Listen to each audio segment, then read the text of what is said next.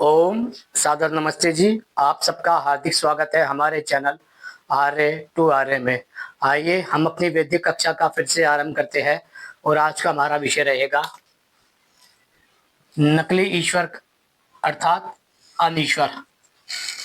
मनुष्य कैसे पहचाने कि कोई व्यक्ति या कोई तत्व या कोई पदार्थ ईश्वर नहीं है।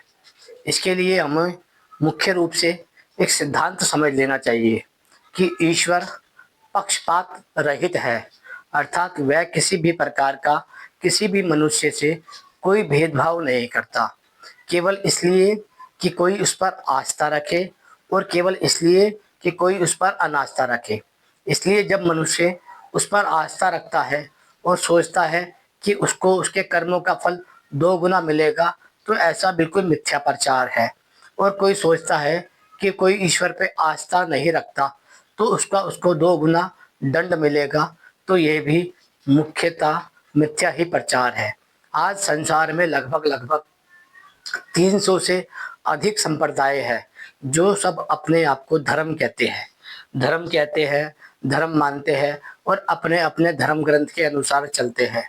उन्हीं के अनुसार लगभग अलग अलग संप्रदायों के 300 ईश्वर है। इन 300 ईश्वर में भी मुख्य तौर पे एक एक समाज के कई कई ईश्वर है। यदि काल गणना की जाए इनकी, यदि संख्या निकाली जाए, तो हो सकता है ये 3 अरब से भी ज़्यादा हो या फिर इनका कोई आंकड़ा ही ना हो। लेकिन लगभग हर मनुष्य अपने ही एक अलग ईश्वर को मानता है, हर परिवार अपने ही अलग ईश्वर को मानता है। इसलिए समाज में सब लोगों को लगता है कि ईश्वर अनेक है। लेकिन जब हम ईश्वर के विषय में बात करते हैं तो हम केवल दूसरे व्यक्ति को यही कहते हैं कि संसार तो किसी ने बनाया होगा, अर्थात ये सब मानते हैं कि संसार को बनाने वाला कोई है। जब हम कहते हैं कि संसार को बनाने वाला कोई है, तो उसने सभी को मनुष्य बनाया है। मनुष्य बनने के बाद ही मनुष्य अपने अपने संप्रदाय के हिसाब से बट गया है। कोई हिंदू बन गया है, कोई मुसलमान बन गया है, कोई सिख बन गया है, कोई ईसाई बन गया है, कोई जैन यहूदी पारसी बन गया है, कोई अलग अलग संप्रदायों में चला गया है। लेकिन मूलभूत उनके अंदर एक समानता है, जो है मनुष्य की। अर्थात उनके हाथ दो है, उनके पैर दो है, उनकी आंखें दो है, उनके कान दो है, एक खोपड़ी है, एक मुतेंद्रिय है और एक गुदा है। इन सबसे सिद्ध होता है कि मनुष्य की रचना करने वाला एक है। जब हम इस सिद्धांत को समझ जाते हैं कि रचनाकार तो केवल एक है, लेकिन वह एक कौन है, इसके विषय में सभी संप्रदायों का मानना है कि हमारे वाले ने हमें रचना की है। लेकिन यदि हम इन सब की तुलनात्मक समीक्षा करते हैं तो हम पाते हैं इन सब का संसार में कोई अस्तित्व नहीं है, क्योंकि ये सब संप्रदाय के अपने अपने बनाए गए ईश्वर को मानते हैं। ये उस ईश्वर को नहीं मानते जिसने इस संसार को बनाया है। आइए उसकी उसी कड़ी को समझने का प्रयास करते हैं, उसी के विषय में आपको समझाने का प्रयास करते हैं। कैसे किसी नकली ईश्वर को पहचाना जाए, कैसे उससे समझा जाए कि वह असली ईश्वर कभी नहीं हो सकता। पहला सिद्धांत की बात करते हैं कि ईश्वर पक्षपाती अन्यायकारी है। अर्थात जो नकली ईश्वर होता है वह पक्षपाती और अन्यायकारी होता है। जैसे कि समाज में दो प्रकार के व्यक्ति आपको दिखाई देते हैं, जो अपराध करते हैं और जो पीड़ित होते हैं। यदि मान लीजिए मैंने किसी के साथ अपराध किया और जिसके साथ अपराध किया वह पीड़ित है और मैं अपराधी। यदि मैं किसी ईश्वर की शरण में गया और उस ईश्वर ने मेरे अपराधों को क्षमा कर दिया, तो पीड़ित व्यक्ति के साथ इस ईश्वर ने अन्याय कर दिया। इसलिए वह अन्यायकारी होने से नकली ईश्वर हो जाता है। जब हम कहते हैं कि ईश्वर हमारे अपराधों को क्षमा कर देता है, तो इससे यह सिद्ध होता है वह नकली ईश्वर है। जो ईश्वर स्वयं न्यायकारी नहीं है, वह एक समाज को न्यायकारी कैसे बना सकता है। इसलिए जिस जिस संप्रदाय में ये आस्था है कि ईश्वर अपराधों को क्षमा कर देता है, वह सभी संप्रदाय नकली है, उनके ईश्वर नकली है, उनके धार्मिक ग्रंथ जो है वो भी नकली है। इससे पहला सिद्धांत सिद्ध होता है कि ईश्वर न्यायकारी है और अनीश्वर जो नकली ईश्वर है वह अन्यायकारी है, क्योंकि वह अपराधी को केवल इसलिए सजा कर देता है क्योंकि वह उसकी शरण में आ जाता है, और जबकि पीड़ित व्यक्ति केवल इसलिए दंड भोगता है क्योंकि वह उसकी शरण में नहीं जाता। फिर दूसरा है, जो नकली ईश्वर होता है वह पक्षपाती असत्यवादी होता है, अर्थात वह केवल अपने फॉलोवर्स को ये आज्ञा देता है कि मैं आपके लिए कार्य कर रहा हूँ, यदि आप मुझे मानते हैं तो मैं आप पर सुखों की वर्षा करूँगा, लाभ की वर्षा करूँगा, और जो लोग मुझ पे विश्वास नहीं करते, मुझे फॉलो नहीं करते, मैं उनको अलग अलग प्रकार की हानियाँ दूंगा। इसलिए जो नकली ईश्वर होता है वह अपने फॉलो करने वाले व्यक्ति को अलग अलग प्रकार से लाभ देता है, और जो उसको फॉलो नहीं करता है वह उसको अलग अलग प्रकार से हानियां देता है। यानी कि ईश्वर उनके कर्मों को नहीं देखता, बस उनके आस्था और अनास्था को देखता है कि कौन मुझ पे विश्वास करता है और कौन मुझ पे विश्वास नहीं करता। जबकि कर्म फल सिद्धांत कहता है कि मनुष्य को अपने कर्म करने चाहिए, फल ईश्वर न्याय पूर्वक देगा, जो जैसा कर्म करेगा उसको वैसा फल देगा। लेकिन जो नकली ईश्वर होता है, जो पक्षपाती असत्यवादी होता है, वह लोगों को लाभ हानि के विषय में समझाता है कि आप मुझे मुझे मानेंगे तो ये लाभ होगा और नहीं मानेंगे तो ये हानि होगी।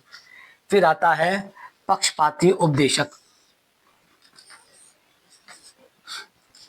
पक्षपाती उपदेशक यह होता है, जो लोग ईश्वर को मानते हैं वह उन्हें उपदेश करता है कि यदि आपने मुझे नहीं माना तो आप नष्ट हो जाएंगे, यदि आपने मेरी आज्ञा का पालन नहीं किया तो आप नष्ट हो जाएंगे, यदि आपने मेरे बताए हुए मार्ग को छोड़कर अपनी बुद्धि लगाई, अपना विवेक लगाया, अपना ज्ञान आदि का उपयोग किया तो आप नष्ट हो जाएंगे। इसलिए मुझे मानना अति आवश्यक है, चाहे आप बड़े से बड़े अपराध भी कर दे, चाहे आप बड़े से बड़े अन्याय भी कर दे, यदि आप मुझे मानने वाले हैं तो मैं आपको उपदेश करता हूँ कि आप सत्य मार्ग पर हैं। जबकि जो नहीं मानने वाले हैं, यदि वह सत्य मार्ग पर है, न्याय करने वाले हैं, पक्षपात आदि नहीं करते हैं, तो भी वह नष्ट हो जाएंगे, क्योंकि वह नकली ईश्वर पर आस्था नहीं रखते।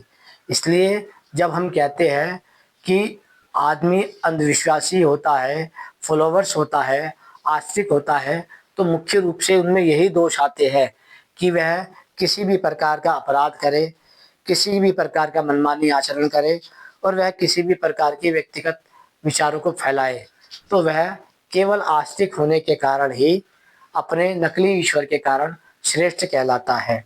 आइए फिर हम बात करते हैं पक्षपाती ईश्वर दृष्टिहीन होता है, अर्थात वह ये देखता है कि कौन मेरा है और कौन तेरा है, अर्थात वह समाज से इसी प्रकार का व्यवहार आदि करता है। यदि जो मेरे को मानने वाले हैं वह तो सब सच्चे हैं, और जो मुझे मानने वाले नहीं है वह सब झूठे हैं। ये व्यवहार जो मनुष्य के अंदर आता है, ये केवल उनकी आस्था के अनुकूल आता है, जबकि संसार को एक ईश्वर ने जो बनाया है वह न्याय पूर्वक बनाया है, ताकि एक मनुष्य दूसरे मनुष्य की सहायता कर सके और दूसरा मनुष्य अन्य अन्य मनुष्य की सहायता कर सके। इससे वह एक सामाजिक रूप का ढांचा बनता है। लेकिन जो नकली ईश्वर होता है, जो पक्षपाती दृष्टि रखता है, वह सदा ही मनुष्य में तेरा मेरा का भाव रखता है, जिसके कारण मनुष्य जाति अलग अलग संप्रदायों में बढ़ जाती है।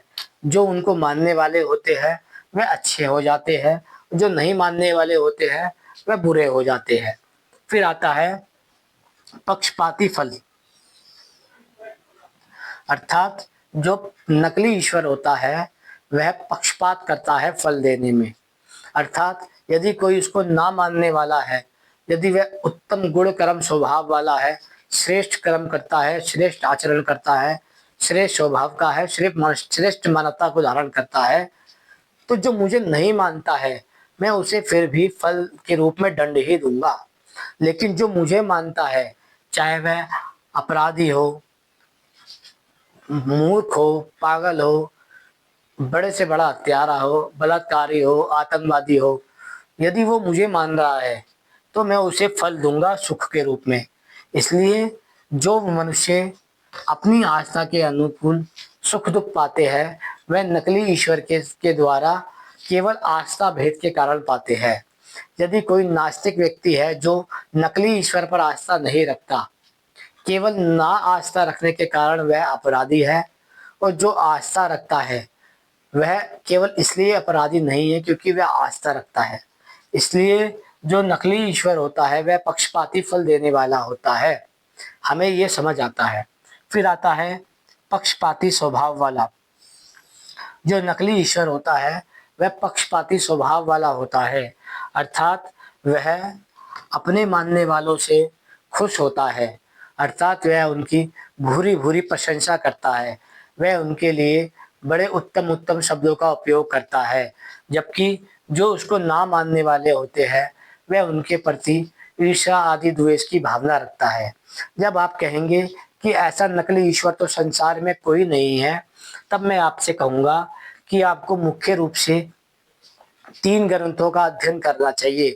पहला है कुरान, दूसरी है बाइबल और तीसरा है वेद। यदि आप इन 3 ग्रंथों को पढ़ते हैं तो मुझे लगता है कि आपको समझ आएगा कि नकली ईश्वर और अकली असली ईश्वर में कैसे पहचान की जाती है।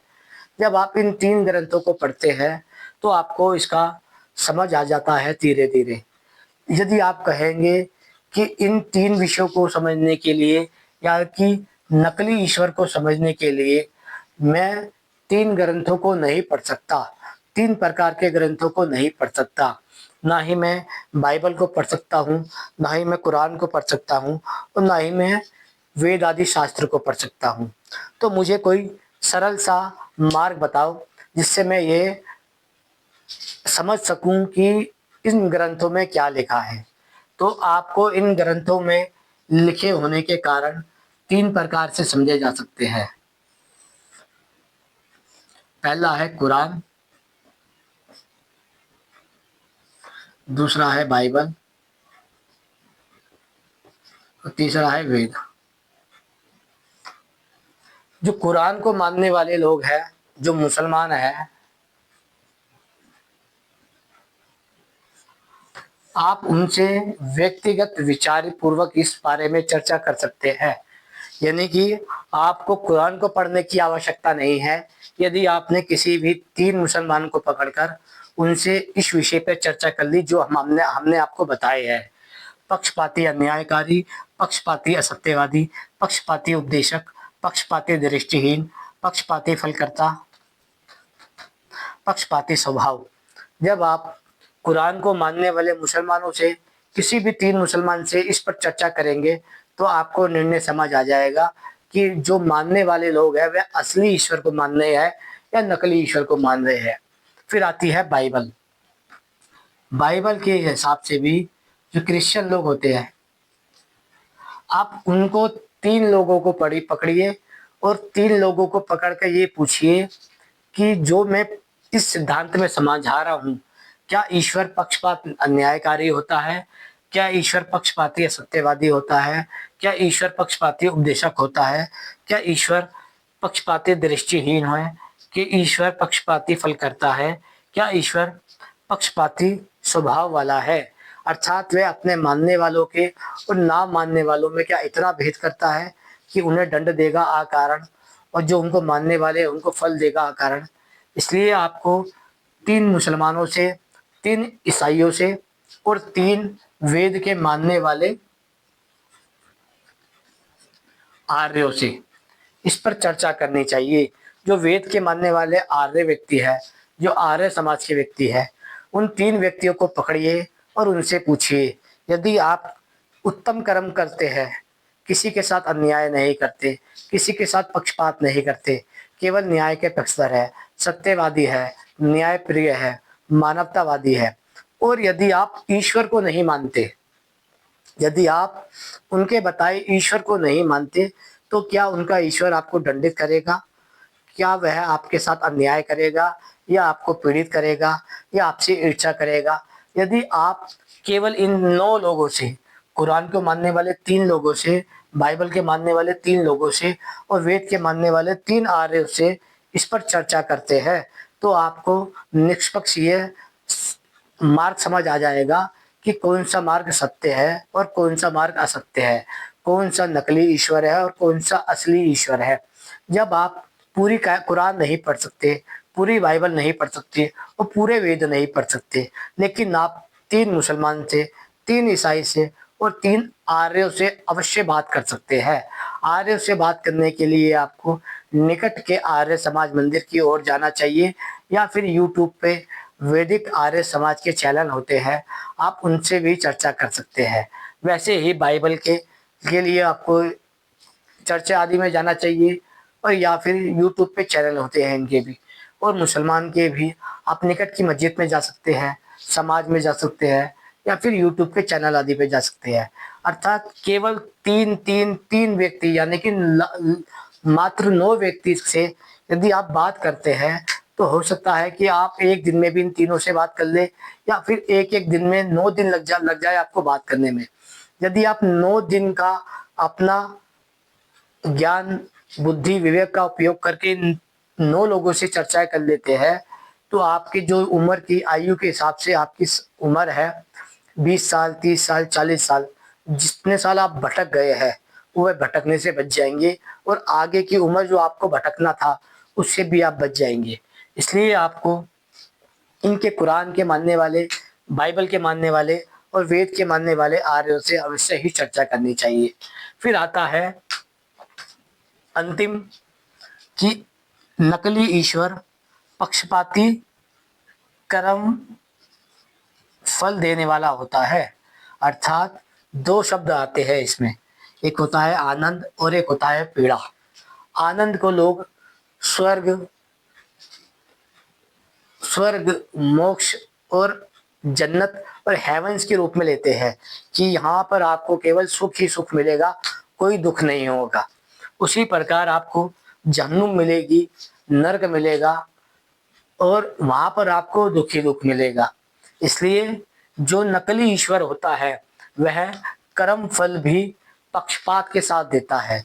अर्थात वह मानता है, जो मुझे मानने वाले लोग हैं, अर्थात जो मुझ पे विश्वास करते हैं, मैं उनको आनंद के रूप में स्वर्ग दूंगा, जन्नत दूंगा और हेवंस दूंगा। लेकिन यदि कोई मुझे नहीं मानता है, तो मैं उसे नरक दूंगा, जहन्नुम दूंगा और उसे नरक में भेज दूंगा। अर्थात ये जो मान्यताएं है, जिसे हम पक्षपाती कहते हैं, यह उस ईश्वर में नहीं होती जो संसार का बनाने वाला है और इसको चलाने वाला है। इसलिए जब हम कहते हैं कि ईश्वर पक्षपाती है, जो पक्षपाती है वह नकली ईश्वर में आता है। जैसे कि मान लीजिए संसार में सूर्य है, चंद्रमा है, अग्नि है, जल है, वायु है, बारिश, या अलग अलग प्रकार के पदार्थ बने हुए हैं, जिन्हें हम पंच महाभूत के रूप में भी जानते हैं। इसमें संसार के बनाने वाले ने किसी के साथ कोई पक्षपात नहीं किया। यदि कोई हिंदू है, मुस्लिम है, सिख है, ईसाई है, बौद्ध है, जैन है, यहूदी है, उन सबको भी इसका पूर्ण अधिकार है लेने का। उसी प्रकार जो एक सच्चा ईश्वर होता है वह कभी भी किसी से पक्षपात आदि नहीं करता। लेकिन यदि कोई नकली ईश्वर होता, संसार को बनाने वाला, तो वह केवल अपने मानने वाले को सूर्य की रोशनी देता, अपने मानने वाले को चंद्रमा की चांदनी देता, अपने मानने वालों को जल की शीतलता देता, अपने मानने वाले को अग्नि की उष्णता देता, अपने मानने वाले को ही वायु की कोमलता देता। इसलिए जब हम कहते हैं कि ईश्वर पक्षपाती है, तो वह नकली ईश्वर होता है। इसलिए जब हम कहते हैं कि हम इसका निर्णय कैसे करें कि कौन सा व्यक्ति सच्चे ईश्वर को मानता है, तो उसके लिए आपके पास 3 तरीके की सिद्धांत आते हैं। पहला कुरान, दूसरा बाइबल और तीसरा वेद। कुरान को मानने वाले मुसलमान होते हैं, बाइबल को मानने वाले क्रिश्चियन और वेद को मानने वाले आर्य होते हैं। 3 मुसलमान के पास जाइए, 3 क्रिश्चियन के पास जाइए और 3 आर्यों के पास जाइए। उनसे पूछिए कि आपका ईश्वर पक्षपाती है या नहीं है।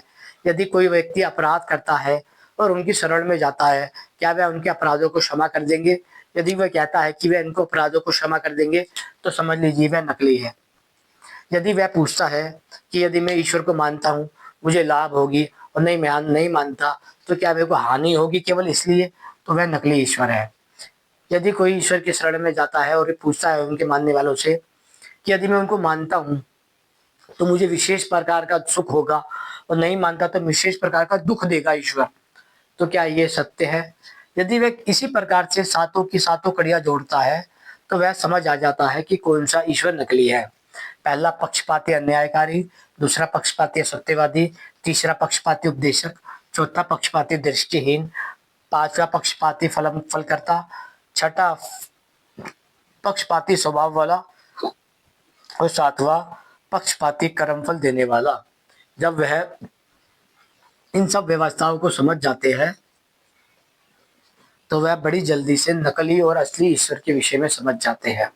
इसलिए मुसलमान के 3 लोगों से पूछिए, ईसाई के 3 लोगों से पूछिए और वेद को मानने वाले 3 आर्यों से पूछिए। आपको तुरंत समझ आ जाएगा कि कौन सा ईश्वर नकली है, कौन सा ईश्वर असली है। आशा करते हैं विषय समझ आया होगा। नकली ईश्वर अर्थात जो अनीश्वर है उसे नहीं मानना चाहिए। ओम सादर नमस्ते।